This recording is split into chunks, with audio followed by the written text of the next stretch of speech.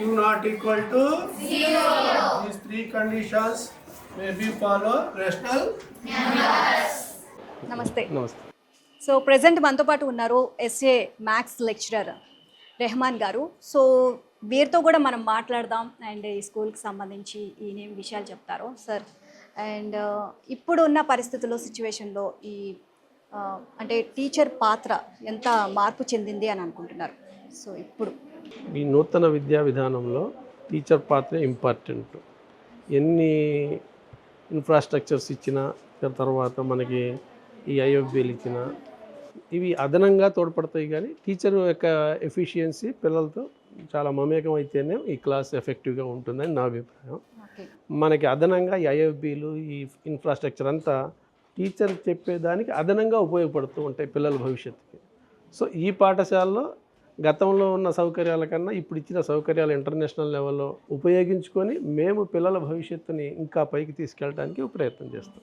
Okay. And ఇప్పుడు changes అన్నీ చేసిన తర్వాత సో దీన్ని ఒక ప్రపంచ స్థాయి స్కూల్గా తీర్చిదిద్దారు.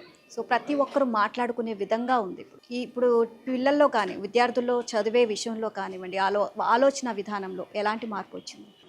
పిల్లల్లో ఈ ఇన్ఫ్రాస్ట్రక్చర్ చూసి క్యూరియాసిటీ బాగా పెరిగింది.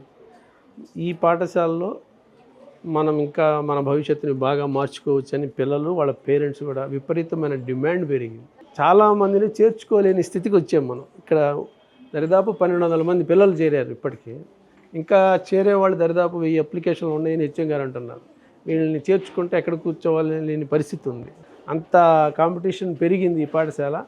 భవిష్యత్తులో ఇంకా ఈ మన విద్యా విధానంలో మన మంత్రి గారి నారా లోకేష్ గారి గౌరవ మంత్రి వాడు తీసుకున్న చర్యల ఫలితంగా ఇలాంటి పాఠశాల ఇంకా ఎక్కువ వస్తే ఇంకా బాగుంటుందని మా అభిప్రాయం. ఓకే. సో ఇక అప్పుడు మొత్తం కూడా చేంజెస్ వస్తే ఇంకా గవర్నమెంట్ స్కూల్స్కే అందరూ పరిగెడతారు. గతంలో నా 25 ఏళ్ల అనుభవంలో ప్రతి సంవత్సరం కొంతమంది ప్రభుత్వ పాఠశాల నుంచి ప్రైవేట్ పాఠశాలకు వెళ్ళేవాళ్ళు. మొదటిసారి చరిత్ర తిరగబడింది. ప్రభుత్వ పాఠశాలకి ప్రైవేట్ పాఠశాల. ఇప్పుడు ఈ క్లాస్లోనే చాలామంది ప్రైవేట్ స్కూల్స్ వచ్చారు. ఇప్పుడు మనం చేర్చుకున్న 600 మంది కొత్తగా చేరిన పిల్లల్లో దరిదాపు 550 మంది ప్రైవేట్ స్కూల్స్ వచ్చిన వాళ్ళు.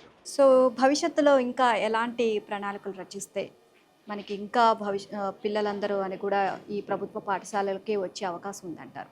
ఇప్పుడు ఈ పాఠశాలలాగే దరిదాపు రాష్ట్రంలో అన్ని పాఠశాలలు కూడా మౌలిక వసతులు చక్కగా డెవలప్ చేయగలిగితే రాష్ట్ర వ్యాప్తంగా ప్రైవేటు పాఠశాలలు మూతపడే స్థితికి వస్తుంది.